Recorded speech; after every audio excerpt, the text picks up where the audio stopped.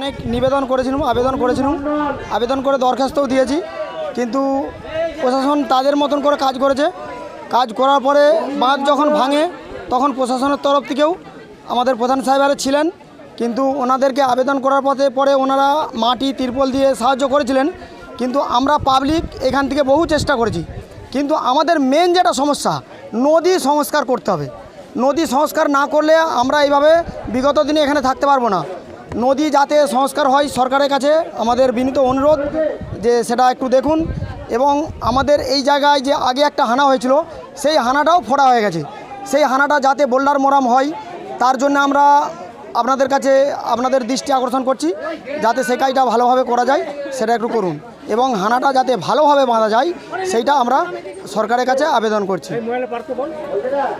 এবং নদী ভেতরে যে বড় জলের বাঁধগুলো এইটা যাতে না হয় তার জন্য আমরা সরকারের কাছে আবেদন করেছিলাম, কিন্তু চাষের কাজের জন্য ওনারা বলেছিলেন যে না, এটা প্রয়োজন আছে, আমাদের উপর তরফ থেকে এটা বাঁধটা বাঁধতে হবে। কিন্তু আমরা বলেছিলাম যে এখন সরকার তরফ থেকে যে মাঠেতে নানা রকম মিনির ব্যবস্থা করে দিয়েছেন, তাহলে এর কি কোনো কাজ নেই?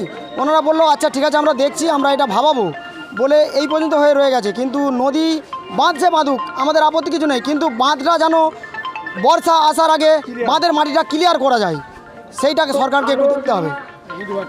এবং আমাদের যে উপর লেভেলে এত জল আসছে, নিচের লেভেলে বাঁধ সরু, সেই বাঁধটা পূর্ণ সংস্কার করতে হবে। এবং নদী ভেতরে যে ওই ইট ভাটা আছে এবং তিনখানা বাঁধ হচ্ছে, সেই বাঁধগুলো যাতে না থাকে সেই ব্যবস্থাটা করতে হবে। আমরা প্রশাসনের কাছে অনেকবার আবেদন করেছি, আবেদনে কোনো সাড়া পাইনি। যাতে এই আবেদনে সাড়া পাই সেই কারণে আমি প্রত্যেক সরকারের কাছে আবেদন করছি যাতে কাজটা ঠিকঠাকভাবে করা যায়। আপনার নাম? আমার নাম পিন্টু বাগ, গ্রাম তালিত, আমি কিশোরপুর 2 নম্বর গ্রাম পঞ্চায়েতের অধিবাসী।